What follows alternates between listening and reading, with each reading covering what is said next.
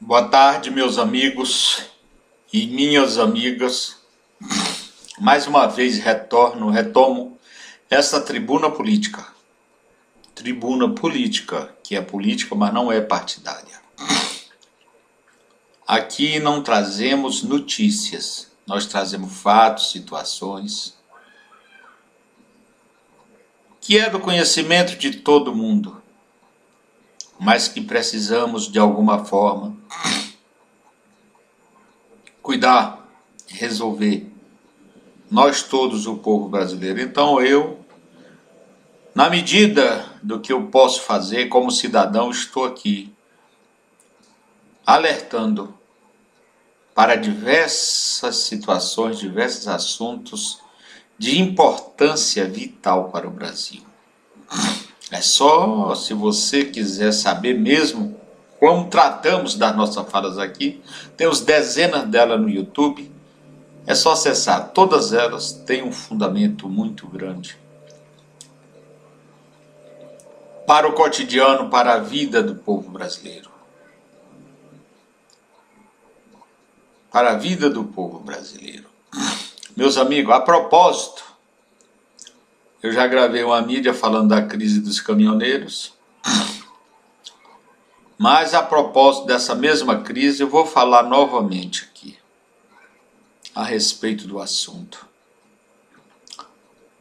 Meus amigos, eu já fui diretor da Agência Nacional de Transporte Terrestre e lá eu me preocupei muito com a situação de transporte, de logística de transporte no Brasil. É tanto que, como falei na mídia anterior, apresentei um projeto estratégico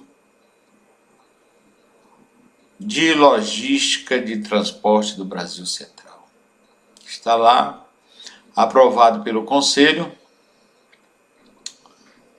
e o estudo feito e realizado pela Egrégia Universidade Federal de Santa Catarina, uma entidade muito séria.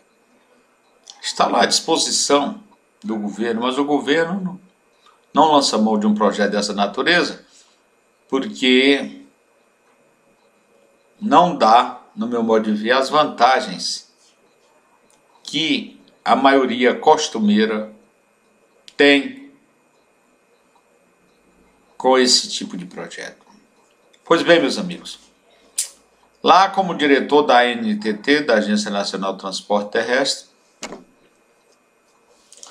apresentei um projeto para solucionar a questão de transporte de cargas no Brasil, principalmente a questão do frete muito caro. Apesar de parecer uma certa organização, agora com essa greve dos caminhoneiros, não, mas eles não são organizados, são completamente desorganizados.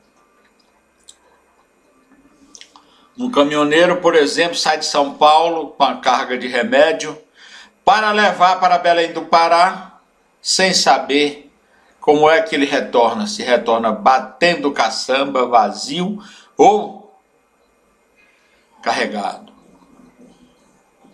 Para solucionar esse problema, eu apresentei um projeto racionalíssimo para o dia de hoje, muito bom, com a tecnologia que temos, chamado Retorno com Cargas.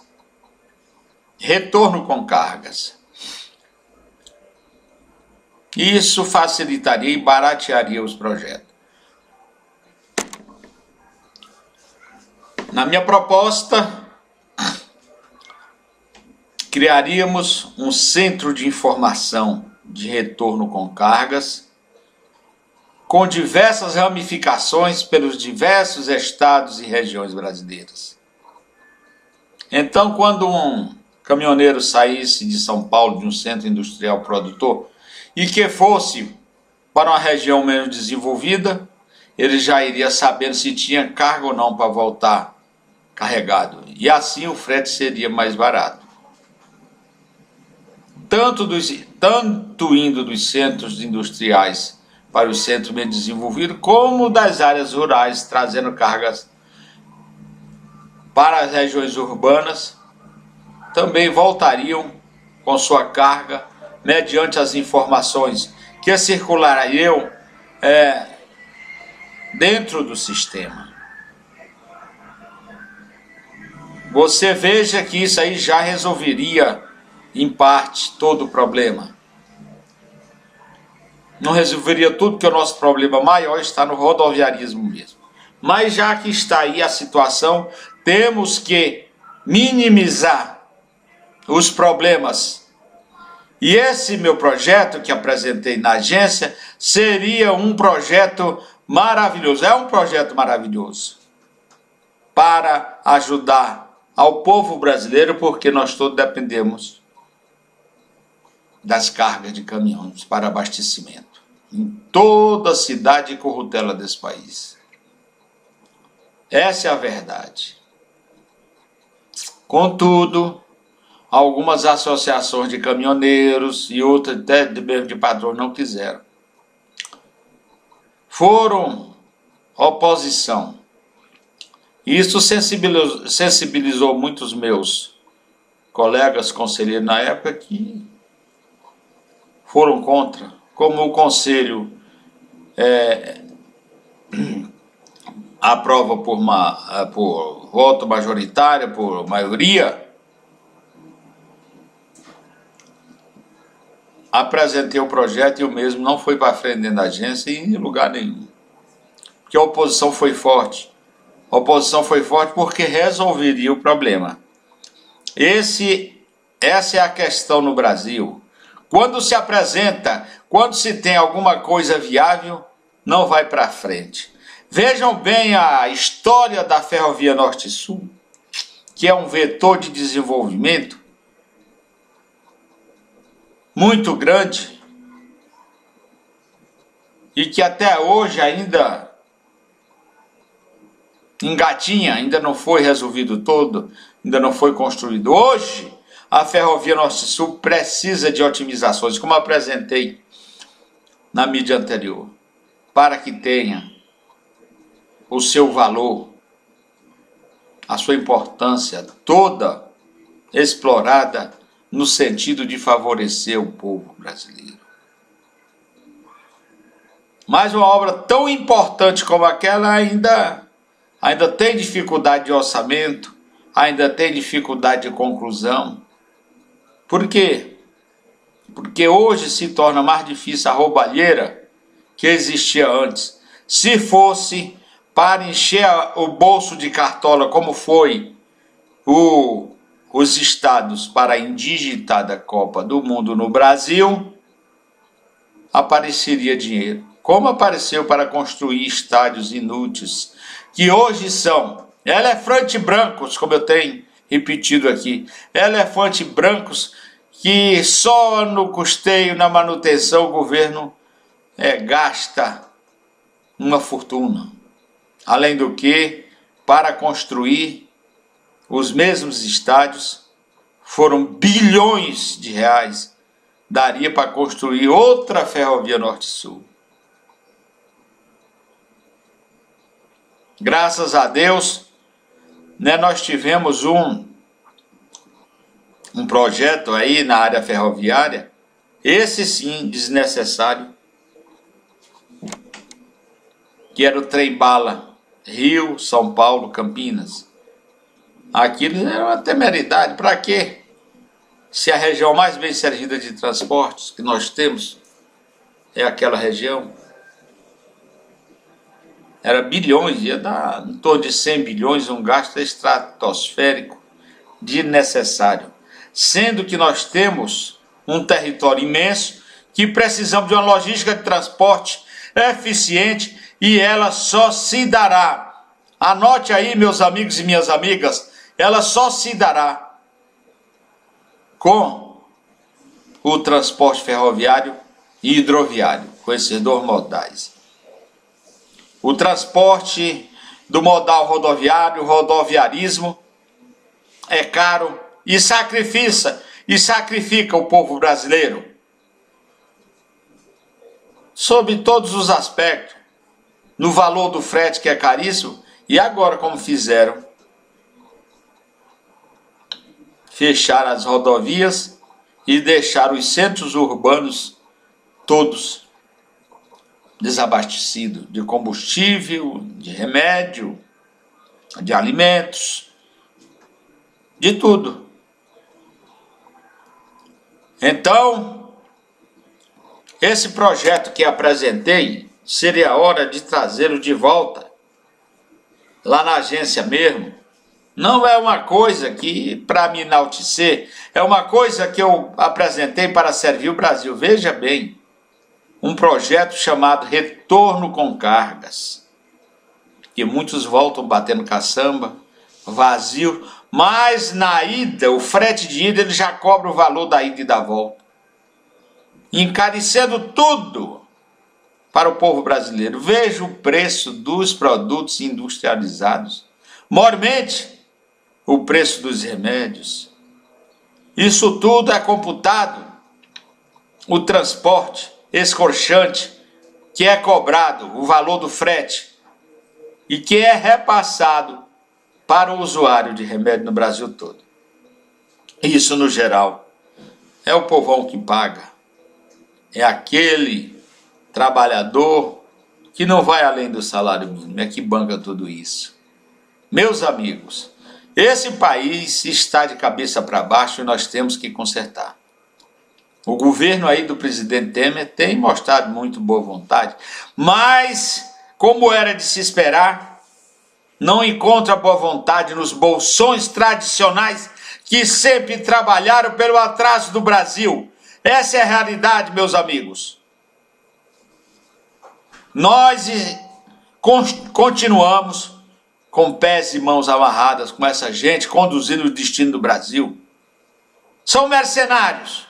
Mercenários que fazem qualquer coisa por qualquer vintém, prejudicando a todos. Aqui não tem um sentimento dessa gente de pertencer ao povo. Eles se acham acima de todos e fazem tudo para si e nada para o coletivo, para o povo em si. É isso que acontece. Então, minha gente, nós temos esse projeto lá na agência. Se não jogaram fora, ou rasgaram, ou deram fim, ou apagaram nos computadores, tem lá esse projeto que eu apresentei, chamado Retorno com Cargas. Esse retorno com cargas são dos caminhões, das carretas. Essas informações seriam municiadas, todas elas, pela central de informações principal, sediada em São Paulo, que é o centro mais desenvolvido, que, por conseguinte, emite e recebe mais cargas, com diversos pontos, quantos fossem necessários, por todo o território nacional. Hoje está muito fácil com a informática. Era só desenvolver uma plataforma com essa proposta que nós teríamos o problema de cargas equacionado e resolvido no Brasil. Mas existe a oposição daqueles que, fazendo pouco, ganham muito, no costado do povo, do anônimo, daquele que pensa, quando tem a eleição, vai eleger alguém para lhe representar, mas são todos apunhalados. É esse o costume eleitoral, é esse o costume político, esse é o costume dos agentes públicos e políticos do Brasil. E também do empresariado, que corrompeu as instituições, corrompeu governos e governos anteriores. Não foi só o governo do PSDB e do PT, não. Foi o governo lá da UDN, do PSD, do PDS e de todos os P's que governaram esse país. Foram todos corrompidos, todos. O Brasil é um país corrupto. Corrupto porque tem uma casta, não diga elite, porque nós não temos elite. A elite é o melhor de um povo. E quem dirige o Brasil, quem conduz o Brasil, dessa forma é o pior de um povo. É a escória moral que conduz o país. Vivemos, minha gente, nessa situação, infelizmente. Eu não tenho mandato, mas estou aqui com a minha legitimidade de cidadão que não se deixa levar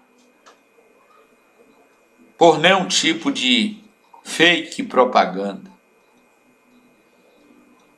Eu tenho, graças a Deus, e gostaria que o Brasil tivesse, que o povo brasileiro tivesse o senso crítico para se defender desse ataque global e geral aqui no Brasil, contra o povo. O povo anônimo não usufrui nem 5% do que produz da sua força de trabalho. O capital abarca tudo sem dó, sem piedade. Vejam bem o estado da educação no Brasil, vejam bem o estado da saúde, vejam bem o estado da segurança. No Brasil, é tudo largado. Tudo largado. Dá uma tristeza muito grande, um país tão rico como o Brasil, mas é apropriado por uma gente que vem se locupletando do país e seus aliados e seus lacaios desde a colônia. Desde a colônia, essa gente se cria e cresce como carrapato, enfiado no couro do povo, sugando. Essa é a realidade. Essa é a realidade. Eu não estou aqui noticiando nada não, estou trazendo fatos que todos nós sabemos. Veja onde é a escola que seu filho estuda. E veja onde é a escola que o filho do deputado estuda. Na escola do filho do deputado tem todo o conforto. Sala climatizada, com poltrona confortável, recursos humanos e tecnológicos. Agora como é que o filho do pobre vai competir com o filho do rico? Se não há preparo, pelo menos semelhante, não existe. O filho do pobre já vai para a escolinha quente, com fome, sem poder se concentrar no que tem que ser feito, no aprender, no aprendizado. Agora, com fome, agora o filho do rico vai de barriga cheia para o ar-condicionado, uma poltrona ultra confortável, salas repletas de computadores de última geração, com livros didáticos que não faltam. Agora, como é que o filho de um homem comum lá da Rocinha, no Rio de Janeiro, vai competir com o filho de um senhor deputado, de um senhor senador? Não tem como. O filho do pobre é conduzido a fazer os serviços mais primários, mais escusos da sociedade. Já o filho do rico é preparado para ocupar os primeiros postos do serviço público, na política e na iniciativa privada. É por isso que o Brasil é um dos países que mais concentra renda, porque a maioria não tem condição de competir. Hoje nós temos, no século XXI, nas avaliações que fazem nas universidades, nas escolas públicas e privadas, principalmente o pessoal do setor público não sabe ler direito, não sabe interpretar um texto, não sabe contar, não sabe escrever. Onde é que nós vamos parar? Porque a riqueza de um país é feita pelo anônimo, pelo povo. Não é feito pelo filho do riquinho, que já chega na empresa do pai, ou na empresa de um amigo, ou no serviço público. Por cima de todos. É isso que acontece. Então, minha gente, esse projeto que eu apresentei, Volta com Cargas, dos caminhões, esse é um projeto que ajudaria muito o Brasil. Está lá na Agência Nacional de Transporte Terrestre. Se não der um fim, está lá.